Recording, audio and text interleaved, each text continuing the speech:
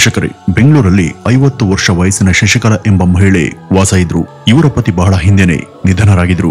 ಹಾಗೂ ಇವರಿಗೆ 20 ವರ್ಷ ವಯಸ್ಸಿನ ಸಂಜಯ್ ಎಂಬ ಮಗ ಇದ್ದ. ಹಾಗೂ ಇವ್ರ ಮನೆಯಲ್ಲಿ 70 ವರ್ಷ ವಯಸ್ಸಿನ ಶಾಂತಿಕುಮಾರಿ ಅನ್ನುವಂತ ಅಜ್ಜಿ ಕೂಡ ಇದ್ರು. ಇವರು ಶಶಿಕಲಾ ಅವರ ತಾಯಿ. ತಮ್ಮ ಪತಿ ಹೋದ ನಂತರ ಇಡೀ ಸಂಸಾರದ ಜವಾಬ್ದಾರಿಯನ್ನ ಈ ಶಶಿಕಲಾ ಒಬ್ಬರನ್ನೇ ಹೊತ್ತಿದ್ರು. ಅವ್ರಿಗೆ ಇದ್ದಂತ ಮುಖ್ಯ ಉದ್ದೇಶ ಏನು ಅಂದ್ರೆ, ತಮ್ಗೆ ಇದ್ದಂತ ಒಬ್ನೇ ಮಗನನ್ನ ಕಷ್ಟಪಟ್ಟು ಸಾಕಿ ಚೆನ್ನಾಗಿ ಓದಿಸಿ ವಿದ್ಯಾವಂತನನ್ನಾಗಿ ಮಾಡ್ಬೇಕು ಅನ್ನೋದು. ಹೀಗಾಗಿ ಅವರು ತುಂಬಾ ಕಷ್ಟಪಟ್ಟು ಅವನ ವ್ಯಾಸಂಗದ ಜವಾಬ್ದಾರಿಯನ್ನ ವಹಿಸಿಕೊಂಡಿದ್ರು. ಇದನ್ನ ಅರ್ಥ ಮಾಡ್ಕೊಂಡಿದ್ದಂತ ಸಂಜಯ್ ಕೂಡ ತನ್ನ ತಾಯಿ ಕಷ್ಟವನ್ನ ಕಣ್ಣಾರೆ ನೋಡಿ ತಾನು ಶ್ರದ್ಧೆಯಿಂದ ಓದಿ ಮುಂದೆ ಬರ್ಬೇಕು ಅಂತ ಆತ ನಿರ್ಧಾರ ಮಾಡಿದ. ಅವನು ತನ್ನ 12ನೇ ತರಗತಿಯನ್ನ ಪಾಸ್ ಆದ ನಂತರ, ಅಮ್ಮ ನಾನು ಮುಂದೆ ಒಬ್ಬ ಆಸ್ಟ್ರೋನಾಟ್ ಇಂಜಿನಿಯರ್ ಆಗ್ಬೇಕು ಅಂತ ಇದ್ದೀನಿ ಅಂತ ಹೇಳ್ತಾನೆ. ಹೀಗಾಗಿ ತನಗೆ ಒಂದು ಪ್ರತಿಷ್ಠಿತ ಕಾಲೇಜಿನಲ್ಲಿ ಇಂಜಿನಿಯರಿಂಗ್ ಸೀಟ್ಗೆ ಅಡ್ಮಿಷನ್ ಬೇಕು ಅಂತ ಆತ ಡಿಮ್ಯಾಂಡ್ ಮಾಡಿದ. ಸರಿ, ಇರುವಂತ ಒಬ್ಬ ಮಗನ ಆಸೆಯನ್ನ ಈಡೇರಿಸೋದಕ್ಕಿಂತ ಬೇರೆ ಕರ್ತವ್ಯ ತನಗೆ ಏನಿದೆ ಅಂತ ಭಾವಿಸಿದಂತ ಶಶಿಕಲಾ ಅವರು ಅಲ್ಲಿವರೆಗೂ ಗಳಿಸಿ ಕೂಡಿಟ್ಟಂತ ಹಣದ ಜೊತೆ ಇನ್ನಷ್ಟು ಹಣವನ್ನ ಸಾಲದ ರೂಪದಲ್ಲಿ ಪಡೆದು ಅದನ್ನೆಲ್ಲ ಅವನ ಅಡ್ಮಿಷನ್ಗೆ ಖರ್ಚನ್ನ ಮಾಡಿ ಅವನ ಆಸೆಯಂತೆ ಅವನನ್ನ ಒಂದು ಇಂಜಿನಿಯರಿಂಗ್ ಕಾಲೇಜ್ಗೆ ಸೇರಿಸಿದ್ರು. ತನ್ನ ಕೋರಿಕೆ ಮೇರೆಗೆ ತಾನು ಆಸೆ ಪಟ್ಟಂತೆ ಇಂಜಿನಿಯರಿಂಗ್ ಸೀಟ್ಗೆ ಅಡ್ಮಿಷನ್ ಮಾಡಿಸಿದಂತ ತಾಯಿಯ ಕಾಳಜಿನ ಅರ್ಥ ಮಾಡ್ಕೊಂಡಂತ ಮಗ ಸಂಜಯ್ ಕೂಡ ಓದ್ನಲ್ಲಿ ಶ್ರದ್ಧೆನ ವಹಿಸಿ ಚೆನ್ನಾಗಿ ಓದಿ ಇಡೀ ಕ್ಲಾಸ್ಗೆ ಫಸ್ಟ್ ಕ್ಲಾಸ್ ವಿದ್ಯಾರ್ಥಿ ಅಂತ ಕರ್ಸ್ಕೊಳ್ತಾನೆ. ಹೀಗಿರುವಾಗ ಇವರ ಕುಟುಂಬದಲ್ಲಿ ನಿಧಾನವಾಗಿ ಮುಂದೆ ಕೆಲವು ಮನಸ್ತಾಪಗಳು ಹಾಗೂ ಭಿನ್ನಾಭಿಪ್ರಾಯಗಳು ಶುರುವಾಗ್ತವೆ. ಅದೇನಪ್ಪಾ ಅಂದ್ರೆ, ಈ ತಾಯಿ ಮಗ ಅಂದ್ರೆ ಈ ಶಶಿಕಲಾ ಹಾಗೂ ಸಂಜಯ್ ಇವರು ಪ್ರತಿ ವೀಕೆಂಡ್ ಅಲ್ಲೂ ಕೂಡ ಹೊರಗಡೆಯಿಂದ ತಮ್ಗೆ ಬೇಕಾದಂತ ತಿಂಡಿ ಹಾಗೂ ಆಹಾರವನ್ನ ಆರ್ಡರ್ ಮಾಡಿ ಮನೆಗೆ ತರಿಸ್ಕೊಳ್ತಾರೆ. ಆದ್ರೆ ಇವರು ಈ ರೀತಿ ಹೊರಗಡೆ ಆಹಾರ ತರಿಸ್ಕೊಂಡು ತಿನ್ನೋದು ಮನೇಲಿದ್ದಂತ ಆ ಅಜ್ಜಿ ಶಾಂತಿಕುಮಾರಿಗೆ ಸ್ವಲ್ಪ ಕೂಡ ಇಷ್ಟ ಇರಲಿಲ್ಲ. ಆಕೆ ಮೊದಲಿನ ಕೂಡ ಮನೆ ಆಹಾರವನ್ನ ತಿಂತ ಬದುಕ್ತಾ ಇದ್ದವರು. ಅವ್ರಿಗೆ ಹೊರಗಡೆ ಆಹಾರ ಸೇರ್ತಾ ಇರ್ಲಿಲ್ಲ. ಹೀಗಾಗಿ ಅವರು ಇದನ್ನ ವಿರೋಧ ಮಾಡ್ತಿದ್ರು.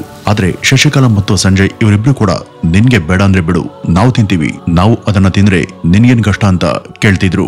ಈ ರೀತಿ ಅವರು ವೀಕೆಂಡ್ ನ ಸಮಯದಲ್ಲಿ ಪ್ರತಿ ಸಲ ಕೂಡ ಆಹಾರವನ್ನು ಆರ್ಡರ್ ಮಾಡಿ ತರಿಸಿದಾಗೆಲ್ಲ ಇಂಥ ಮನಸ್ತಾಪಗಳು ಮನೆಯಲ್ಲಿ ನಡೀತಾ ಇದ್ವು. ಒಂದೊಂದ್ಸಲ ಈ ಜಗಳ ತಾರಕಕ್ಕೆ ಏರ್ತಾ ಇತ್ತು. ಹೀಗೆ ಆಹಾರದ ವಿಷಯವಾಗಿ ನಡೀತಾ ಇದ್ದಂತ ಈ ಒಂದು ಜಗಳ ರಗಳೆ 1-2-3 ದಿನ ಅದರ ಹೀಟ್ ಮನೆಯಲ್ಲಿ ಇರ್ತಿತ್ತಾದ್ರೂ ಅದು ಕ್ರಮೇಣ ತಣ್ಣಗಾಗ್ತಿತ್ತು.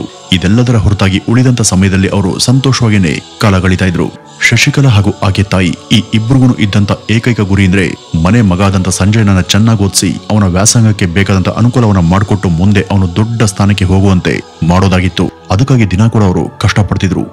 ಇವರಿದ್ದಂತ ಮನೆ ಸುತ್ತಮುತ್ತ ಎಲ್ಲಾ ನೆರೆಹೊರೆಯವರಿಗೂ ಕೂಡ ಇವ್ರ ಬಗ್ಗೆ ಗೊತ್ತಿತ್ತು. ಯಾಕೆಂದ್ರೆ ಈ ಮನೆಯಲ್ಲಿ ಇದ್ದದ್ದೇ 3 ಜನ. ಇವರು ಬೆಳಗ್ಗೆ ಹಾಗೂ ಸಂಜೆ ಸಮಯದಲ್ಲಿ ವಾಕಿಂಗ್ ಅನ್ನ ಹೊರಟಾಗ ಅಥವಾ ಅಕ್ಕಪಕ್ಕದ ಅಂಗಡಿಗೆ ಹೋಗುವಾಗ ಎಲ್ಲರೂ ಕೂಡ ಇವರನ್ನ ನೋಡ್ತಿದ್ರು. ಹಾಗೂ ಇವ್ರ ಮನೆಯಲ್ಲಿ ಏನ್ ನಡೆಯುತ್ತೆ ಅಂತ ಅಕ್ಕಪಕ್ಕದ ಎಲ್ರಿಗೂ ಗೊತ್ತಿತ್ತು. ಹೀಗಿರುವಾಗ 2016 ಆಗಸ್ಟ್ ತಿಂಗಳ ಒಂದು ದಿನ ಇವರ ಮನೆ ಅಕ್ಕಪಕ್ಕದವರು ಒಂದು ವಿಚಿತ್ರವನ್ನ ಗಮನಿಸ್ತಾರೆ. ಅದೇನು ಅಂದ್ರೆ, ಕೆಲವು ದಿನಗಳಿಂದ ಇವ್ರ ಮನೆಯಲ್ಲಿದ್ದಂತ 70 ವರ್ಷ ವಯಸ್ಸಿನ ಶಾಂತಿಕುಮಾರಿ ಮನೆಯಿಂದ ಹೊರಗಡೆನೆ ಬರೋದಿಲ್ಲ. ಆಕೆ ಎಲ್ಲಿ ಹೋದ್ರು ಅನ್ನುವಂತ ಗೊಂದಲದಿಂದ ಇವರ ಅಕ್ಕಪಕ್ಕದ ಮನೆಯವರು ಯಾರೋ ಒಂದ್ಸಲ ಶಶಿಕಲಾ ಮತ್ತು ಆಕೆಯ ಮಗ ಇಬ್ಬರನ್ನು ಕೂಡ ಸಹಜವಾಗಿ ಆ ಅಜ್ಜಿ ಎಲ್ಲಿಂತ ಕೇಳಿದ್ರು. ಅದಕ್ಕೆ ಶಶಿಕಲಾ ಏನ್ ಹೇಳ್ತಾರೆ ಅಂದ್ರೆ, ಇಲ್ಲೇ ಪಕ್ಕದ ಹಳ್ಳಿಯಲ್ಲಿ ತನ್ನ ತಮ್ಮನ ಮನೆ ಇದೆ, ಅವನನ್ನ ನೋಡೋದಕ್ಕೆ ಹೋಗಿದ್ದಾರೆ ಹಾಗೂ ಕೆಲವು ದಿವಸ ಅಲ್ಲೇ ಇರ್ತಾರೆ, ಅಲ್ಲಿ ಕೆಲವು ದಿನ ಇದ್ದು ಆ ಬಳಿಕ ಇಲ್ಲಿಗೆ ವಾಪಸ್ ಬರ್ತಾರೆ ಅಂತ ಹೇಳಿದ್ರು.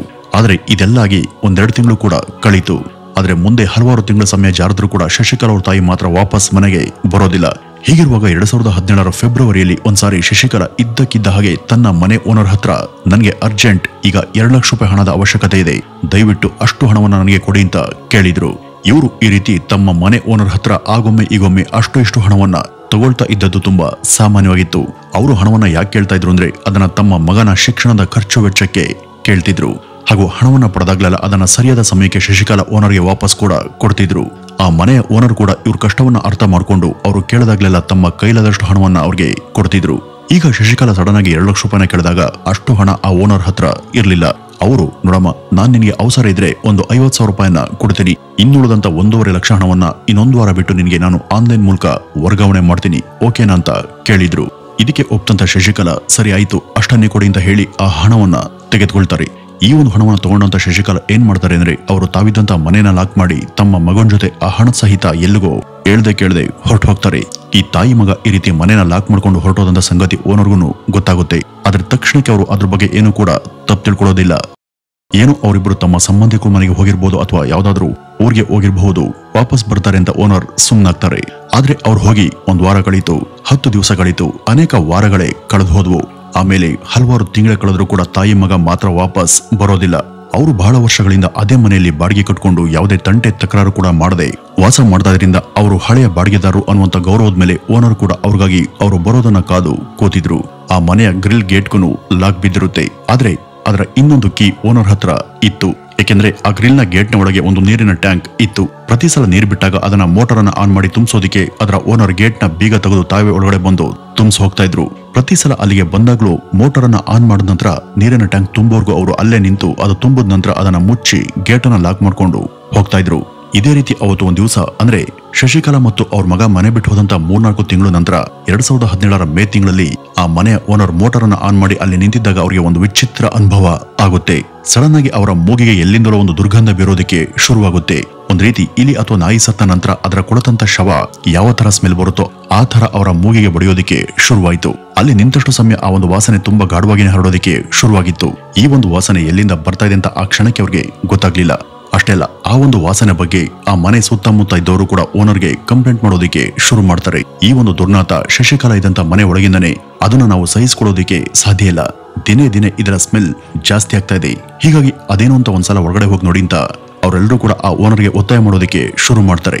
ಒಂದು ಪಕ್ಷ ಈ ಒಂದು ವಾಸನೆ ಶಶಿಕಲಾ ಇದ್ದಂತ ಮನೆ ಒಳಗಿಂದನೇ ಬರ್ತಾ ಇರೋದು ನಿಜವಾಗಿದ್ದಲ್ಲಿ ಅದರ ಒಳಗೆ ಯಾರಾದ್ರೂ ಸತ್ತು ಹೋಗಿರ್ಬೋದ ಅಂತ ಅವರು ಯೋಚಿಸ್ತಾರೆ. ಅದನ್ನ ಕನ್ಫರ್ಮ್ ಮಾಡ್ಕೊಳ್ಳೋದಿಕ್ಕೆ ಆ ಮನೆ ಬೀಗ ಒಡೆದು ಒಳಗಡೆ ಹೋಗಿ ನೋಡ್ಬೇಕು. ಆದ್ರೆ ಆ ರೀತಿ ಮಾಡುವಂತ ಮುನ್ನ ಇದ್ರ ಬಗ್ಗೆ ಪೊಲೀಸರಿಗೆ ಮಾಹಿತಿಯನ್ನು ಕೊಡೋದು ಸೂಕ್ತ ಅಂತ ಅವರು ಪೊಲೀಸರಿಗೆ ಈ ಒಂದು ವಿಷಯವನ್ನ ಮುಟ್ಟಿಸ್ತಾರೆ.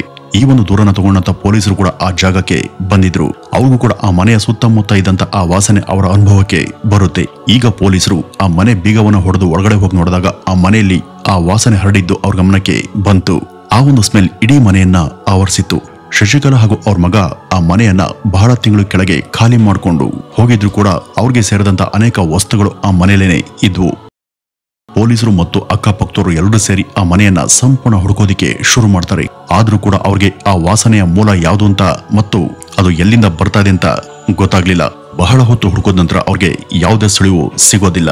ಆಗ ಪೊಲೀಸರು ಈ ಮನೆ ಬಹಳ ಗಲೀಜಾಗಿದೆ, ಈ ಮನೆನ ಕ್ಲೀನ್ ಮಾಡಿ ಎಲ್ಲ ಸರಿ ಹೋಗುತ್ತೆ ಅಂತ ಹೇಳಿ ನಾವು ಹೊರಡ್ತೀವಿ ಅಂತ ಸಿದ್ಧರಾಗ್ತಾರೆ. ಆಗ ಆ ಮನೆ ಓನರ್, ನಾನೇ ಒಂದ್ಸಾರಿ ಈ ಮನೆನ ಪರ್ಸನಲ್ ಆಗಿ ಶೋಧ ಮಾಡ್ತೀನಿ, ಒಂದು 5 ನಿಮಿಷ ನನಗೆ ಸಮಯ ಕೊಡಿ ಅಂತ ಹೇಳಿ ಆ ಮನೆಯನ್ನ ತಾವೇ ಹುಡುಕೋದಿಕ್ಕೆ ಶುರು ಮಾಡ್ತಾರೆ. ಆ ರೀತಿ ಅವರು ಹುಡುಕುವಾಗ ಆ ಮನೆ ಬೆಡ್ರೂಮ್ ಅಲ್ಲಿ ಒಂದು ವಿಚಿತ್ರ ದೃಶ್ಯ ಅವ್ರ ಗಮನಕ್ಕೆ ಬಂದಿತ್ತು.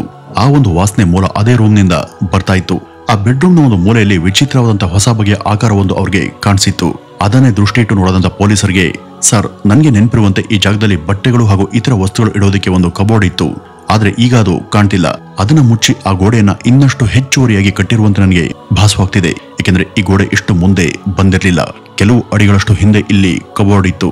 ಈಗ ಅದನ್ನ ಹೊಡೆದೋ ಅಥವಾ ಅದನ್ನ ಕವರ್ ಮಾಡಿನೋ ಬಲವಂತವಾಗಿ ಈ ಗೋಡೆಯನ್ನ ಕಟ್ಟದಂತೆ ನನಗೆ ಕಾಣ್ತಿದೆ ಅಂತ ಅವರು ಪೊಲೀಸರಿಗೆ ತಮ್ಮ ಅನುಮಾನವನ್ನ ತಿಳಿಸಿದ್ರು. ಅದನ್ನ ಕೇಳಿ ಅವರಿಗೆ ಸಾಕಷ್ಟು ಆಶ್ಚರ್ಯ ಕೂಡ ಆಗುತ್ತೆ. ನಂತರ ಆ ಇಡೀ ಜಾಗವನ್ನ ಪೊಲೀಸರು ಕೆಲಸಗಾರ ಸಹಾಯದಿಂದ ಗೋಡೆ ಒಡೆಯೋದಕ್ಕೆ ಶುರು ಮಾಡ್ತಾರೆ. ಆಗ ಅವ್ರಿಗೆ ಅದರೊಳಗೆ ಒಂದು ಟೇಬಲ್ ಮಾದರಿಯ ಜಾಗ ಕಾಣಿಸಿತ್ತು ಹಾಗೂ ಅದರ ಓನರ್ ಹೇಳದಂತೆ ಒಂದು ಕಬೋರ್ಡ್ ಕೂಡ ಕಾಣಿಸುತ್ತೆ. ಅಂದ್ರೆ ಇಲ್ಲಿ ಓನರ್ ಹೇಳದಂತ ಮಾತು ನಿಜ.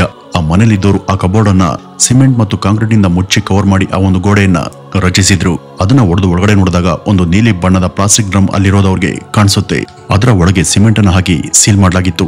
ಅದನ್ನ ಓಪನ್ ಮಾಡದಂತೆಲ್ಲ ಸ್ಮೆಲ್ ಇನ್ನೂ ಕೂಡ ಜಾಸ್ತಿ ಬರ್ತಾ ಇತ್ತು.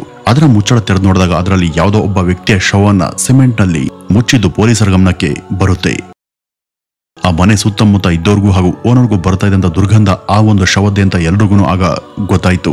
ಅಂದ್ರೆ ಆ ವ್ಯಕ್ತಿ ಸತ್ತು ಸುಮಾರು 8 ರಿಂದ 9 ತಿಂಗಳು ಸಮಯ ಆಗಿರಬಹುದು. ಅಂದ್ರೆ ಯಾರೋ ಆ ವ್ಯಕ್ತಿಯನ್ನ ಬಲವಂತವಾಗಿ ಸಾಯಿಸಿ ಆ ಡ್ರಮ್ ನಲ್ಲಿ ಸಿಮೆಂಟ್ ಹಾಕಿ ಮುಚ್ಚಿದ್ದಾರೆ ಹಾಗೂ ಈ ಬಗ್ಗೆ ಡೌಟ್ ಬರದೇ ಇರ್ಲಿ ಅಂತ ಕಬೋರ್ಡ್ ಇದ್ದಂತ ಜಾಗದಲ್ಲಿ ಅದನ್ನ ಇಟ್ಟು ರಹಸ್ಯವಾಗಿ ಗೋಡೆಯನ್ನ ಕಟ್ಟಿದ್ದಾರೆ. ಹಾಗಾದ್ರೆ ಈ ಕೆಲಸ ಮಾಡಿದ್ದು ಯಾರಿರ್ಬೋದು ಅನ್ನುವಂತ ಅನುಮಾನದಲ್ಲಿ ಪೊಲೀಸರು ಆ ಮನೆಯವರ ಬಗ್ಗೆ ವಿಚಾರಿಸಿದಾಗ ಅವರಿಗೆ ಕೆಲವು ವಿಷಯಗಳು ತಿಳಿದು ಬರ್ತವೆ. ನೆರೆಹೊರೆಯವರು ಹಾಗೂ ಆ ಓನರ್ ಹೇಳದಂತ ಮಾತಿನ ಪ್ರಕಾರ ಆ ಮನೆಯಲ್ಲಿ ಇದ್ದದ್ದು 3 ಜನ. ಅವ್ರ ಪೈಕಿ 70 ವರ್ಷದ ಶಾಂತಿಕುಮಾರಿ 2016ರ ಆಗಸ್ಟ್ ತಿಂಗಳಲ್ಲಿ ಕಾಣದೆ ಹೋದಾಗ ಅವರು ಪಕ್ಕದ ಹಳ್ಳಿಗೆ ಅವ್ರ ಮಗನ ಮನೆಗೆ ಹೋಗಿದ್ದಾರೆ ಅಂತ ಇವರು ಹೇಳಿದ್ರು. ಹಾಗೂ ಈಗ ಕಳೆದ 3-4 ತಿಂಗಳಿಂದ ಶಶಿಕಲಾ ಮತ್ತು ಆಕೆಯ ಮಗ ಕೂಡ ಮನೆಯಿಂದ ನಾಪತ್ತೆಯಾಗಿದ್ದಾರೆ. ಹಾಗಾದ್ರೆ ಡ್ರಮ್ನ ಒಳಗೆ ಸಿಕ್ಕಿರುವಂತಹ ಶವ ಯಾರದ್ದು? ಅದು ಬಹುಮಟ್ಟಿಗೆ 70 ವರ್ಷ ವಯಸ್ಸಿನ ಶಾಂತಿಕುಮಾರಿಯದೇ ಇರಬೇಕು ಅನ್ನೋದು ಪ್ರತಿಯೊಬ್ಬರ ಬಲವಾದ ಅನುಮಾನ ಆಗಿತ್ತು. ಅವರ ಶವ ಅಲ್ಲಿ ಹಾಕಿದೆ. ಒಂದ್ ಪಕ್ಷ ಅವರನ್ನ ಈ ಶಶಿಕಲಾ ಹಾಗೂ ಅವ್ರ ಮಗ ಇಬ್ರು ಕೂಡ ಸೇರಿ ಕೊಲೆ ಮಾಡಿ ಮುಚ್ಚಿ ಹಾಕಿರಬಹುದಾ? ಅವರು ಈ ರೀತಿ ಯಾಕೆ ಮಾಡಿದ್ರು ಹಾಗೂ ಈಗ ಅವರು ಎಲ್ಲಿ ತಲೆಮರೆಸ್ಕೊಂಡಿದ್ದಾರೆ ಅನ್ನುವಂತ ಸಾಕಷ್ಟು ಗೊಂದಲಗಳು ಪೊಲೀಸರ ಮುಂದೆ ನಿಂತಿದ್ವು. ಇದನ್ನು ಅವರನ್ನೇ ಕೇಳೋಣ ಅಂತ ಅವ್ರಿಗೆ ಫೋನ್ ಮಾಡಿದ್ರೆ ಅವರ ಫೋನ್ಗಳು ಎಲ್ಲ ಕೂಡ ಸ್ವಿಚ್ ಆಫ್ ಹಾಗೂ ನಾಟ್ ರೀಚಬಲ್ ಆಗಿದ್ವು. ಈ ಶಶಿಕಲಾ ತಾನು ಕೆಲಸ ಮಾಡದಂತ ಆಫೀಸ್ಗೂ ಬಹಳ ದಿವಸಗಳಿಂದ ಹೋಗಿಲ್ಲ ಹಾಗೂ ಈ ಹುಡುಗ ಕೂಡ ತನ್ನ ಕಾಲೇಜ್ಗೆ ಅನೇಕ ತಿಂಗಳಿಂದ ಬಂದೇ ಇಲ್ಲ ಅನ್ನುವಂತ ಸಂಗತಿ ಪೊಲೀಸರಿಗೆ ಗೊತ್ತಾಗುತ್ತೆ. ಇವರು ಈ ರೀತಿ ಯಾರಿಗೂ ಗೊತ್ತಾಗದ ರೀತಿ ರಹಸ್ಯವಾಗಿ ತಲೆಮರೆಸ್ಕೊಂಡಿದ್ದಾರೆ ಅಂದ್ರೆ ಈ ಅಜ್ಜಿಯ ಸಾವಿಗೂ ಇವ್ರಿಗೂ ಖಂಡಿತವಾಗಿ ಸಂಬಂಧ ಇದ್ದೇ ಇರುತ್ತೆ ಅನ್ನುವಂತ ಅನುಮಾನ ಪೊಲೀಸರಿಗೆ ಬಂದಿತ್ತು. ಹಾಗಾದ್ರೆ ಶಾಂತಿಕುಮಾರಿ ಅವರ ಸಾವು ಬಹುಮಟ್ಟಿಗೆ 2016 ಆಗಸ್ಟ್ ತಿಂಗಳ ಆಸುಪಾಸಲ್ಲಿ ಆಗಿರಬಹುದು. ಅಂದ್ರೆ ಈ ಒಂದು ಸಮಯದಲ್ಲಿ ಸಂಜಯ್ ಅಥವಾ ಶಶಿಕಲಾ ಇವರಿಬ್ರು ತಮ್ಮ ಮೊಬೈಲ್ಗಳಿಂದ ಯಾರ್ಯಾರ ಬಳಿ ಹೆಚ್ಚು ಮಾತನಾಡಿದ್ದಾರೆ ಅನ್ನುವಂತ ಕಾಲ್ ಡೀಟೇಲ್ಸ್ ಅನ್ನು ಕೂಡ ಪೊಲೀಸರು ಕೆದಕ್ತಾರೆ. ಆಗ ಅವ್ರಿಗೆ ಶಶಿಕಲಾ ಅವರ ಮಗ ಸಂಜಯ್ ನಂದೀಶ್ ಅನ್ನುವಂತ ತನ್ನ ಸ್ನೇಹಿತನೊಬ್ಬನ ಜೊತೆ ಅದೇ ಒಂದು ಸಮಯದಲ್ಲಿ ಫೋನ್ನಲ್ಲಿ ಮಾತನಾಡಿರುವಂತಹ ಡೀಟೇಲ್ಸ್ ಸಿಗುತ್ತೆ. ಈ ನಂದೀಶ್ ಅನ್ನುವಂತ ಹುಡುಗ ಕೂಡ ಬೆಂಗಳೂರಲ್ಲಿ ವಾಸ ಇದ್ದ. ಕೂಡಲೇ ಇವನ ನಂಬರ್ ಹಾಗೂ ವಿಳಾಸವನ್ನ ಪತ್ತೆ ಹಚ್ಚಿದಂತ ಪೊಲೀಸರು ಇವನನ್ನ ಪೊಲೀಸ್ ಸ್ಟೇಷನ್ಗೆ ಕರ್ಕೊಂಡ್ ಬಂದಾಗ ಆ ಹುಡುಗ ಅಲ್ಲಿಗೆ ಬಂದವನೇ ಪೊಲೀಸರ ಮುಂದೆ ಕೈ ಜೋಡಿಸಿ, ಸರ್, ನಾನು ನಡೆದದ್ದೆಲ್ಲವನ್ನು ಕೂಡ ನಿಮ್ ಮುಂದೆ ಹೇಳ್ತೀನಿ, ದಯವಿಟ್ಟು ನನ್ನನ್ನ ಏನೂ ಮಾಡಬೇಡಿ. ಈ ಮನೇಲಿ ಒಂದು ಕೊಲೆ ನಡೆದಿರೋದಂತೂ ಸತ್ಯ, ಹಾಗೂ ಆ ಒಂದು ಶವವನ್ನ ಅವರು ಕಬೋರ್ಡ್ ನಲ್ಲಿ ಡ್ರಮ್ ನಲ್ಲಿ ಮುಚ್ಚಿ ಸೀಲ್ ಮಾಡಿರೋದು ಕೂಡ ನಂಗೆ ಗೊತ್ತು. ಆಗ ಸಂಜಯ್ ನನಗೆ ಫೋನ್ ಮಾಡಿ ಆ ಕಬೋರ್ಡ್ ಅನ್ನ ಮುಚ್ಚಿ ಸೀಲ್ ಮಾಡೋದಕ್ಕೆ ನನಗೆ ಸಹಾಯ ಮಾಡುವಂತ ಕೇಳ್ಕೊಂಡಿದ್ದ. ಆತ ನನಗೆ ತುಂಬಾ ದಿನಗಳ ಸ್ನೇಹಿತ ಆಗಿರೋದ್ರಿಂದ ನಾನು ಇದಕ್ಕೆ ಒಪ್ಕೊಂಡೆ ಮತ್ತು ಅವನ ಮನೆಗೆ ಹೋಗಿ ಅವನಿಗೆ ಬೇಕಾದ ಸಹಾಯವನ್ನು ಕೂಡ ಮಾಡಿದೆ ಅಷ್ಟೇ. ಆದ್ರೆ ಈ ಕೊಲೆಗೂ ನನಗೂ ಯಾವುದೇ ಸಂಬಂಧ ಇಲ್ಲ, ಹಾಗೂ ನಾನು ಅಲ್ಲಿಗೆ ಹೋಗುವಂತ ಮೊದಲು ಅವರು ಯಾವ ರೀತಿ ಆಕೆಯನ್ನ ಹೇಗೆ ಕೊಲೆ ಮಾಡಿದ್ರು ಅದು ಕೂಡ ನನ್ಗೆ ಗೊತ್ತಿಲ್ಲ, ಯಾಕೆಂದ್ರೆ ನಾನು ಅದನ್ನ ಕಣ್ಣಾರೆ ನೋಡಿಲ್ಲ. ದಯವಿಟ್ಟು ನನ್ನ ಮಾತನ್ನ ನಂಬಿ, ನಾನು ಅವನಿಗೆ ಜಸ್ಟ್ ಆ ಒಂದು ಸೀಲ್ ಮುಚ್ಚೋದಕ್ಕೆ ಸಹಾಯ ಮಾಡಿದೆ ಅಷ್ಟೇ ಅಂತ ತನಗೆ ಗೊತ್ತಿದ್ದನ್ನ ಆತ ಪೊಲೀಸರ ಮುಂದೆ ಹೇಳಿದ್ದ. ಈ ನಂದೀಶ್ನ ಪೊಲೀಸರು ಯಾವುದೇ ತರಹದ ವಿಚಾರಣೆ ಮಾಡೋದಕ್ಕೆ ಅವಕಾಶ ಕೂಡ ಇಲ್ಲದೆ ಆತ ತನಗೆ ಗೊತ್ತಿದ್ದೆಲ್ಲವನ್ನು ಕೂಡ ಪೊಲೀಸರ ಮುಂದೆ ಶೇರ್ ಮಾಡ್ಕೊಂಡಿದ್ದ. ನಡೆದಂತ ಈ ಒಂದು ಕೊಲೆಯಲ್ಲಿ ಇವನ ಪಾತ್ರ ಏನೂ ಇಲ್ಲ ಅಂತ ಅವನ ವಿಚಾರಣೆಯಿಂದನೇ ಪೊಲೀಸರಿಗೆ ಗೊತ್ತಾಗಿತ್ತು. ಈ ವಯಸ್ಸಾದ ಮಹಿಳೆಯನ್ನ ಆಕೆಯ ಸ್ವಂತ ಮಗಳೇ ಅಥವಾ ಮೊಮ್ಮಗನೋ ಯಾಕೆ ಕೊಲ್ಬೇಕು, ಅವರು ಹೀಗೆ ಮಾಡಿದ ನಿಜವಾದಲ್ಲಿ ಇದರ ಹಿಂದೆ ಒಂದು ಗಂಭೀರವಾದಂತ ಕಾರಣ ಮತ್ತು ಹಿನ್ನೆಲೆ ಇದ್ದೇ ಇರಬೇಕು ಅಲ್ವಾ ಅನ್ನುವಂತ ಯೋಚನೆ ಪೊಲೀಸರಿಗೆ ಬಂತು. ಈಗ ಆ ಕಾರಣವನ್ನ ತಿಳಿಬೇಕು ಅಂದ್ರೆ ಮೊದಲು ಅವರು ಈಗ ಕಣ್ಮರೆ ಆಗಿರುವಂತಹ ಶಶಿಕಲಾ ಮತ್ತು ಅವರ ಮಗನಿಗೆ ತಮ್ಮ ಬಲೆಯನ್ನ ಬೇಯಿಸಬೇಕು. ಆದ್ರೆ ಇವರಿಬ್ರು ಎಲ್ಲಿದ್ದಾರೆ ಅನ್ನೋದು ಪೊಲೀಸರಿಗೆ ಗೊತ್ತಿರಲಿಲ್ಲ. ಅವರ ಸ್ವಂತ ಊರು ಮತ್ತು ಅವರ ಪರಿಚಯದವರು, ಸಂಬಂಧಿಕರು ಎಲ್ಲರ ಬಳಿ ಕೂಡ ಹೋಗಿ ವಿಚಾರಿಸಿದ್ರು ಅವ್ರ ಬಗ್ಗೆ ಗೊತ್ತಾಗ್ಲಿಲ್ಲ. ಇನ್ನು ಆ ತಾಯಿ ಮಗ ಕೂಡ ಆ ಊರಿಗೆ ಬಂದಿರಲಿಲ್ಲ. ಹಾಗಾದ್ರೆ ಇವರು ಬೆಂಗಳೂರನ್ನ ಬಿಟ್ಟು ಬೇರೆ ಯಾವ್ದಾದ್ರೂ ಹೊಸ ಜಾಗದಲ್ಲಿ ತಮ್ಮ ನಿಜವಾದ ಗುರುತನ್ನ ಮರೆಮಾಚಿ ರಹಸ್ಯವಾಗಿ ಜೀವನ ಮಾಡ್ತಿರ್ಬಹುದಾ ಅನ್ನುವಂತ ಅನುಮಾನ ಪೊಲೀಸರಿಗೆ ಕಾಡ್ತಾ ಇತ್ತು. ಹಾಗಾಗಿ ಅವರು ಎಲ್ಲಾ ಕಡೆ ತೀವ್ರ ಶೋಧವನ್ನ ನಡೆಸ್ತಾರೆ. ಇದಾಗಿ ಅನೇಕ ದಿನಗಳು, ವಾರಗಳು, ತಿಂಗಳುಗಳು ಕೂಡ ಜಾರು ಹೋಗಿ ಮುಂದಿನ 2-3 ವರ್ಷಗಳೇ ಕಳೆದ್ರೂ ಕೂಡ ತಾಯಿ ಮಗನ ಬಗ್ಗೆ ಸಣ್ಣ ಸುಳುಹು ಕೂಡ ಸಿಗ್ಲಿಲ್ಲ. ಹೀಗಿರುವಾಗಲೇ ಕೋವಿಡ್ ಕೂಡ 2020ರಲ್ಲಿ ಆವರಿಸಿದ್ರಿಂದ ಈ ಒಂದು ಪ್ರಕರಣವನ್ನ ಬೆಂಗಳೂರಿನ ಪೊಲೀಸರು ಒಂದು ಕೋರ್ಟ್ ಕೇಸ್ ಅಂತ ಫೈಲ್ ಮಾಡಿ ಎತ್ತಿಡ್ತಾರೆ. ಸಾಮಾನ್ಯವಾಗಿ ಯಾವ್ದಾದ್ರು ಒಂದು ಪ್ರಕರಣ ಕೋರ್ಟ್ ಕೇಸ್ ಆಗಿ ಈ ರೀತಿ ಬದಲಾದ್ರೆ ಅದನ್ನ ಕೆಲವು ಸಮಯದ ನಂತರ ಪೊಲೀಸರು ಮರು ತನಿಖೆಯನ್ನ ಮಾಡೋದು ರೂಢಿ. ಆದ್ರೆ 2020ರಲ್ಲಿ ಕೋವಿಡ್ ಎಲ್ಲಾ ಕಡೆ ತನ್ನ ಆರ್ಭಟವನ್ನ ಶುರು ಮಾಡಿದ್ರಿಂದ ಪೊಲೀಸರಿಗೆ ಈ ಒಂದು ಕೇಸ್ ಬಗ್ಗೆ ಹೆಚ್ಚು ಗಮನ ಕೊಡೋದಕ್ಕೆ ಆಗ್ಲಿಲ್ಲ. ಆದ್ರೆ 2022ರ ಸಮಯದಲ್ಲಿ ಬೆಂಗಳೂರು ಪೊಲೀಸರು ಈ ಒಂದು ಪ್ರಕರಣದ ಫೈಲ್ ಅನ್ನ ಮತ್ತೆ ತಮ್ಮ ಕೈಗೆ ತಗೊಂಡು ಇದರ ಮರು ತನಿಖೆಗೆ ಆದೇಶ ಮಾಡ್ತಾರೆ. ಅಷ್ಟು ಚಾಲಾಕಿತನದಿಂದ ವಯಸ್ಸಾದಂತ ಮಹಿಳೆಯನ್ನ ಕೊಲೆ ಮಾಡಿ ತಾವು ಇದ್ದಂತ ಮನೆಯೊಳಗೆ ಆಕೆಯನ್ನ ಡ್ರಮ್ನಲ್ಲಿ ಹಾಕಿ ಮುಚ್ಚಿ ಸೀಲ್ ಮಾಡಿ ಯಾರಿಗೂ ಕೂಡ ಗೊತ್ತಾಗದ ಹಾಗೆ ಸುಳಿವನ್ನು ಕೂಡ ಬಿಟ್ಕೊಡದೆ ಇವರು ಎಸ್ಕೇಪ್ ಆಗಿದ್ದು ಪೊಲೀಸರ ಜಾಣತನಕ್ಕೆ ಇದು ಸೆಡ್ಡು ಹೊಡೆಯುವಂತೆ ಇತ್ತು. ಈ ಒಂದು ಕೇಸನ್ನ ಹೇಗಾದ್ರೂ ಮಾಡಿ ಸಾಲ್ವ್ ಮಾಡಲೇಬೇಕು ಅಂತ ಪಣ ತೊಟ್ಟಂತ ಪೊಲೀಸರು ಇಲ್ಲಿ ಕಣ್ಮರೆ ಆಗಿರುವಂತಹ ಶಶಿಕಲಾ ಮತ್ತು ಆಕೆಯ ಮಗ ತಮ್ಮ ಗುರುತನ್ನ ಮತ್ತು ಹೆಸರು ವಿಳಾಸವನ್ನ ಹೊಸದಾಗಿ ಬದಲಿಸಿಕೊಂಡು ಬೇರೆ ಎಲ್ಲಿಯಾದ್ರೂ ಕೆಲಸ ಮಾಡಿಕೊಂಡು ಇರಬಹುದು. ಅವರು ಜೀವನ ಮಾಡಬೇಕು ಅಂದ್ರೆ ಕೆಲಸಕ್ಕೆ ಹೋಗ್ಲೇಬೇಕು, ಹಾಗೂ ಅದಕ್ಕೊಂದು ಸ್ಯಾಲರಿ ಖಾತೆಯಿಂದ ತೆರೆದುಕೊಳ್ಳಲೇಬೇಕು. ಅದಕ್ಕಾಗಿ ಅವರು ಯಾವ್ದಾದ್ರು ಬ್ಯಾಂಕ್ ನಲ್ಲಿ ಹೊಸದಾಗಿ ಅಕೌಂಟ್ ಅನ್ನ ಓಪನ್ ಮಾಡಿರ್ಲೇಬೇಕಲ್ವಾ. ಇದನ್ನ ಗೆಸ್ ಮಾಡಿದಂತ ಪೊಲೀಸರು ಇವರ ಹಳೆ ಆಧಾರ್ ಕಾರ್ಡ್ ಹಾಗೂ ಇತರ ಸರ್ಕಾರಿ ದಾಖಲೆಗಳನ್ನ ಆಧಾರವಾಗಿ ಇಟ್ಕೊಂಡು ಇವುಗಳನ್ನ ಸಿಟಿಯಲ್ಲಿ ಅಥವಾ ರಾಜ್ಯದಲ್ಲಿ ಎಲ್ಲಿಯಾದ್ರೂ ರೀಸೆಂಟ್ ಆಗಿ ಬಳಸಲಾಗಿದೆ ಅಂತ ಚೆಕ್ ಮಾಡೋದಕ್ಕೆ ಪೊಲೀಸರು ಮುಂದಾಗ್ತಾರೆ. ಅವರು ಬಹುಮಟ್ಟಿಗೆ ರಾಜ್ಯದ ಯಾವುದಾದ್ರೂ ಒಂದು ಬ್ಯಾಂಕ್ ನಲ್ಲಿ ತಮ್ಮ ಹಳೆಯ ದಾಖಲೆಗಳನ್ನ ಕೊಟ್ಟು ಹೊಸ ಖಾತೆಯನ್ನ ತೆರೆದಿರುವಂತ ಸಾಧ್ಯತೆ ಇರೋದ್ರಿಂದ ಈ ಒಂದು ಹುಡುಕಾಟವನ್ನ ಮೊದಲು ಎಲ್ಲಾ ಬ್ಯಾಂಕ್ಗಳಿಂದಲೇ ಶುರು ಮಾಡಿ ಅಂತ ಪೊಲೀಸರು ತಮ್ಮ ಅಧಿಕಾರಿಗಳಿಗೆ ಸೂಚನೆ ಕೊಡ್ತಾರೆ. ಆದ್ರೆ ಬೆಂಗಳೂರು ಸೇರಿದಂತೆ ರಾಜ್ಯಾದ್ಯಂತ ಯಾವುದೇ ಬ್ಯಾಂಕ್ಗಳಲ್ಲೂ ಕೂಡ ಇವರ ಹಳೆ ದಾಖಲೆಗಳನ್ನ ಬಳಸಿ ಯಾರು ಕೂಡ ಯಾವುದೇ ತರಹದ ಅಕೌಂಟ್ ಅನ್ನ ಓಪನ್ ಮಾಡಿಲ್ಲ ಅನ್ನೋದು ಪೊಲೀಸರಿಗೆ ತೀವ್ರ ಹುಡುಕಾಟದ ನಂತರ ಗೊತ್ತಾಗುತ್ತೆ. ಅಂದ್ರೆ ಇವರು ನಮ್ಮ ರಾಜ್ಯದಲ್ಲಿಯೇ ಇಲ್ಲ, ಖಂಡಿತವಾಗಿ ಇವರು ಹೊರ ರಾಜ್ಯದಲ್ಲಿ ಎಲ್ಲೋ ವಾಸವಿದ್ದಾರೆ ಅಂತ ಈ ಒಂದು ಸೂಚನೆಯ ಸುತ್ತೋಲೆಯನ್ನ ದೇಶಾದ್ಯಂತ ಎಲ್ಲಾ ರಾಜ್ಯಗಳ ಬ್ಯಾಂಕ್ಗಳಿಗೂ ಕೂಡ ಗುಟ್ಟಾಗಿ ರವಾನಿಸಿ ಎಲ್ಲಾ ಕಡೆ ನಿಧಾನವಾಗಿ ಒಂದೊಂದಾಗಿ ಇವ್ರ ಬಗ್ಗೆ ಸರ್ಚ್ ಮಾಡೋದಕ್ಕೆ ಮುಂದಾಗ್ತಾರೆ. ಈ ರೀತಿ ಮಾಡ್ತಾ ಹೋದಾಗ ಪೊಲೀಸರ ನಿರೀಕ್ಷೆಯಂತೆ ಮಹಾರಾಷ್ಟ್ರದ ಕೊಲ್ಲಾಪುರದ ಒಂದು ಬ್ಯಾಂಕ್ ನಲ್ಲಿ ಶಶಿಕಲಾ ಅವ್ರ ಮಗ ಸಂಜಯ್ ಹಳೆ ದಾಖಲೆಗಳನ್ನ ಬಳಸಿ ಯಾವುದೋ ಒಂದು ಅಕೌಂಟ್ ಅನ್ನ ಓಪನ್ ಮಾಡಿರುವಂತ ಸುದ್ದಿ ಪೊಲೀಸರ ಗಮನಕ್ಕೆ ಬಂದಿತ್ತು. ತಕ್ಷಣ ಆ ಬ್ಯಾಂಕ್ನವ್ರ ಬಳಿ ಹೋಗಿ ಆ ವ್ಯಕ್ತಿಯ ಹೆಸರು ಹಾಗೂ ವಿಳಾಸವನ್ನ ಪಡೆದಂತ ಪೊಲೀಸರು ಆ ಮನೆಯನ್ನ ಹುಡುಕಿ ಅದರ ಕಾಲಿಂಗ್ ಬೆಲ್ ಅನ್ನ ಒತ್ತದಾಗ ಅದರ ಡೋರ್ ಅನ್ನ ಓಪನ್ ಮಾಡಿದ್ದೆ ಶಶಿಕಲಾ. ಹಾಗೆ ತನ್ನ ಎದುರಿಗೆ ನಿಂತಿದ್ದಂತ ಪೊಲೀಸರನ್ನ ನೋಡಿದವಳೆ ಈ ಶಶಿಕಲಾ ತುಂಬಾ ಗಾಬರಿ ಬಿದ್ಲು. ಆಕೆ ಹಿಂದೆನೆ ಅವ್ರ ಮಗ ಸಂಜಯ್ ಕೂಡ ಏನಾಯ್ತಮ್ಮ ಯಾರದು ಅಂತ ಎದ್ದು ಬಂದಿದ್ದ. ಅವನಿಗೂ ಪೊಲೀಸರು ಕಾಣಿಸಿದ್ರು. ಅವರು ನೋಡಿದ ತಕ್ಷಣ ಅವನಿಗೆ ಏನೋ ಆಗಿದೆ ಅನ್ನೋದು ಗೊತ್ತಾಯ್ತು. ಅವರು ಮರು ಮಾತನಾಡದೆ ಪೊಲೀಸರ ಜೊತೆ ಬೆಂಗಳೂರಿಗೆ ಬಂದಿದ್ರು. ಬೆಂಗಳೂರಿಗೆ ಕರೆತಂದ ತಕ್ಷಣ ಪೊಲೀಸರು ಇವರಿಬ್ಬರನ್ನ ತಮ್ಮ ಮುಂದೆ ಕೂರಿಸ್ಕೊಂಡು ಏನ್ ನಡೀತು, ಯಾಕೆ ಈ ರೀತಿ ಮಾಡಿದ್ರಂತ ಕೇಳಿದಾಗ ಶಶಿಕಲಾ ಮತ್ತು ಆಕೆಯ ಮಗ ಪೊಲೀಸರಿಗೆ ನಡೆದದೆಲ್ಲವನ್ನೂ ಕೂಡ ಹೇಳೋದಕ್ಕೆ ಶುರು ಮಾಡ್ತಾರೆ. ವೀಕ್ಷಕರೇ, ಅವರು ಹೇಳಿದಂತ ವಿಷಯಗಳನ್ನ ಕೇಳದಂತ ಪೊಲೀಸರೇ ಒಂದು ಕ್ಷಣ ಅಲ್ಲಿ ಸ್ತಂಭೀಭೂತರಾಗಿ ನಿಂತಿದ್ರು. ಶಶಿಕಲಾ ಕೊಟ್ಟಂತ ಹೇಳಿಕೆ ಪ್ರಕಾರ 2016 ಆಗಸ್ಟ್ ತಿಂಗಳಲ್ಲಿ ಒಂದ್ಸಾರಿ ತನ್ನ ಕಾಲೇಜನ್ನ ಮುಗಿಸಿ ಮನೆಗೆ ಬಂದಂತ ಸಂಜಯ್ ತನ್ನ ಅಮ್ಮ ಹೇಳಿರುವಂತ ಗೋಬಿ ಮಂಚೂರಿ ಮತ್ತು ಅದರ ಜೊತೆ ಒಂದು ಬಿರಿಯಾನಿ ಕೂಡ ಪಾರ್ಸಲ್ ತಂದಿದ್ದ. ಮನೆಗೆ ಬಂದ ನಂತರ ತಾಯಿ ಮಗ ಇಬ್ಬರು ಸೇರಿ ಅದನ್ನ ತಿನ್ನೋದಕ್ಕೆ ಶುರು ಮಾಡಿದಾಗ ಇದನ್ನ ಗಮನಿಸಿದಂತ ಶಾಂತಿಕುಮಾರಿ ಎಂದಿನಂತೆ ಅದನ್ನ ವಿರೋಧ ಮಾಡ್ತಾರೆ. ಯಾಕೆ ಈ ರೀತಿ ಹೊರಗಡೆ ಇರುವಂತ ಕಳಪೆ ಗುಣಮಟ್ಟದ ಆಹಾರವನ್ನ ತಿಂತೀರಾ? ಹಣವನ್ನ ಖರ್ಚು ಮಾಡೋದ್ರ ಜೊತೆಗೆ ನಿಮ್ಮ ಆರೋಗ್ಯವನ್ನು ಕೂಡ ಹಾಳು ಮಾಡ್ಕೋತೀರಾ. ಹೊರಗಡೆಯಿಂದ ಆಹಾರವನ್ನ ತರಬೇಡಿ ಅಂತ ಎಷ್ಟು ಸಲ ಹೇಳ್ಬೇಕು? ನಿಮ್ಗೆ ಒಂದ್ಸಲ ಹೇಳಿದ್ರೆ ಅರ್ಥ ಆಗಲ್ವಾ? ಬೇಡ ಬೇಡ ಅಂತ ಹೇಳಿತಾನ ಯಾಕೆ ಪದೇ ಪದೇ ನೀವು ಬೇಕು ಅಂತಾನೆ ಮಾಡ್ತೀರಾ ಅಂತ ದೊಡ್ಡ ರಂಪವನ್ನ ಶುರು ಮಾಡ್ತಾರೆ. ಇಲ್ಲಿ ತಾಯಿ ಮತ್ತು ಮಗಳಿಗೆ ಜೋರಾದ ವಾದ ವಿವಾದ ನಡೆಯುತ್ತೆ. ಈ ಒಂದು ಜಗಳ ದೊಡ್ಡದಾದಾಗ ಈ ಒಂದು ಸಂದರ್ಭದಲ್ಲಿ ಶಾಂತಿಕುಮಾರಿ ಅವರು ಕೋಪದಿಂದ ಶಶಿಕಲಾ ಅವರ ಕುತ್ತಿಗೆಯನ್ನ ಕೈಯಿಂದ ಹಿಡಿತಾರೆ. ಕೋಪದಿಂದ ಅವರಲ್ಲಿ ತನ್ನ ತಾಯಿಯನ್ನ ಕೊಂದು ಹಾಕ್ತಾರೋ ಎಂಬ ಭಯದಿಂದ ಓಡ್ಬಂದಂತ ಸಂಜಯ್ ಹಿಂದ್ಗಡೆಯಿಂದ ತನ್ನ ಅಜ್ಜಿಯ ಕುತ್ತಿಗೆಯನ್ನ ಅವನ ಕೈಗಳಿಂದ ಅದ್ಮಿ ಹಿಡಿದಿದ್ದ. ಆ ಒಂದು ಒತ್ತಡದಲ್ಲಿ ಅವನ ಕೈ ಅವರ ಕುತ್ತಿಗೆಗೆ ಜೋರಾಗಿ ಬಿಗಿದು ಉಸಿರು ಕಟ್ಟಿ ಅವರ ಜೀವ ಅಲ್ಲೇನೆ ಹೊರಟು ಹೋಗಿತ್ತು. ಇದು ಖಂಡಿತವಾಗಿ ಅವರು ಪ್ಲಾನ್ ಮಾಡಿ ಮಾಡದಂತ ಕೊಲೆ ಅಲ್ಲ. ಆ ಸಂದರ್ಭದಲ್ಲಿ ಒತ್ತಡದಲ್ಲಿ ಅವರಿಗೆ ಗೊತ್ತಿಲ್ಲ ಹಾಗೇನೆ ಆಕಸ್ಮಿಕವಾಗಿ ನಡೆದಂತ ಒಂದು ಘಟನೆ. ಈಗ ಸತ್ತೋದಂತ ಆಕೆ ಶವನ್ನ ಏನ್ ಮಾಡೋದು ಅನ್ನುವಂತ ಯೋಚನೆ ಹಾಗೂ ಭಯ ಅವ್ರಿಗೆ ಕಾಡುತ್ತೆ. ಆಕೆಗೆ ಹೃದಯಾಘಾತ ಉಂಟಾಗಿ ಸಾವು ಸಂಭವಿಸಿದಂತ ಎಲ್ಲರೂ ಕೂಡ ನಂಬಿಕೆ ಬರುವಂತೆ ಮಾಡಿ ಆಕೆ ಅಂತ್ಯ ಸಂಸ್ಕಾರ ಮಾಡಿ ಬಿಡೋಣ ಅನ್ನುವಂತ ಯೋಚನೆ ಬಂದ್ರೂ ಕೂಡ ಅವನು ಆ ಅಜ್ಜಿಯ ಕುತ್ತಿಗೆಯನ್ನ ಹಿಡಿದಾಗ ಮುರಿದಂತ ಅವನ ಕೈ ಗುರುತುಗಳು ಸ್ಪಷ್ಟವಾಗಿ ಕಾಣುವಂತೆ ಇದ್ವು. ಜನ ಸೇರಿದಾಗ ಇದನ್ನ ನೋಡಿದವರು ನಮ್ಮ ಮೇಲೆ ಅನುಮಾನ ಪಟ್ಟು ಪೊಲೀಸರಿಗೆ ಈ ಒಂದು ಸುದ್ದಿಯನ್ನ ಮುಟ್ಟಿಸಬಹುದು ಅಂತ ಈ ಸಂಜಯ್ ಹೆದರಿದ್ದ. ಆಗ್ಲೇ ನೋಡಿ ಅವರಿಗೆ ಈ ಒಂದು ಕಬೋರ್ಡ್ ಅನ್ನ ಕವರ್ ಮಾಡಿ ಅದಕ್ಕೆ ಸಿಮೆಂಟ್ ಅನ್ನ ಹಾಕಿ ಮುಚ್ಚುವಂತ ಐಡಿಯಾ ಬಂದದ್ದು. ಈ ಒಂದು ಕೆಲಸಕ್ಕೆ ಸಹಾಯ ಆಗ್ಲಿಂದ ಸಂಜಯ್ ತನ್ನ ಸ್ನೇಹಿತ ಆದಂತ ನಂದೀಶ್ಗೆ ಕರೆ ಮಾಡಿ ಕರ್ಸ್ಕೊಂಡಿದ್ದ. ಅವನ ಗೆಳೆಯ ಕೂಡ ಅಲ್ಲಿಗೆ ಬಂದು ಅವ್ರಿಗೆ ಬೇಕಾದಂತ ಸಹಾಯವನ್ನ ಮಾಡಿ ಅದನ್ನ ಸೀಲ್ ಮಾಡೋದಕ್ಕೆ ಕೈ ಜೋಡಿಸಿದ್ದ. ಇದನ್ನೆಲ್ಲ ಕೇಳದಂತ ಪೊಲೀಸರು ಅವರ ವಿವರಣೆಯಿಂದ ಬೆಸ್ತು ಬಿದ್ದಿದ್ರು. ಇದನ್ನೆಲ್ಲ ಮಾಡಿ ತಪ್ಪಿಸ್ಕೊಂಡಂತ ಇವರು ಮಹಾರಾಷ್ಟ್ರದ ಕೊಲ್ಲಾಪುರಕ್ಕೆ ಬಂದು ಒಂದು ಆಸ್ಪತ್ರೆಯಲ್ಲಿ ಕ್ಲೀನರ್ಗಳಾಗಿ ಕೆಲಸಕ್ಕೆ ಸೇರ್ಕೊಂಡಿದ್ರು. ಆ ಆಸ್ಪತ್ರೆ ಸಿಬ್ಬಂದಿ ಇವರಿಗೆ ಸಂಬಳವನ್ನ ಕೊಡ್ಬೇಕಿತ್ತಲ್ಲ, ಅದಕ್ಕೆ ಇವರಿಗೆ ಒಂದು ಹೊಸ ಬ್ಯಾಂಕ್ನ ಅಕೌಂಟ್ ಅವಶ್ಯಕತೆ ಇತ್ತು. ಆಗ ಇವರು ತಮ್ಮ ಹಳೆ ದಾಖಲೆಗಳನ್ನ ಬಳಸಿ ಒಂದು ಅಕೌಂಟ್ ಅನ್ನ ಓಪನ್ ಮಾಡ್ಕೊಂಡಿದ್ರು. ಹಾಗೂ ಆ ಒಂದು ಖಾತೆಗೆ ಪ್ರತಿ ತಿಂಗಳು ಆ ಆಸ್ಪತ್ರೆ ಸಿಬ್ಬಂದಿಯಿಂದ ವೇತನ ಬರ್ತಾ ಇತ್ತು. ಈಗ ಆ ಒಂದು ಖಾತೆಯಿಂದನೇ ಇವರು ಪೊಲೀಸರಿಗೆ ಸಿಕ್ಬಿಡೋದಕ್ಕೆ ಸಾಧ್ಯ ಆಗಿದ್ದು. ವೀಕ್ಷಕರೇ, ಇವರೇನು ಪ್ರೊಫೆಷನಲ್ ಕಿಲ್ಲರ್ಸ್ ಅಲ್ಲ.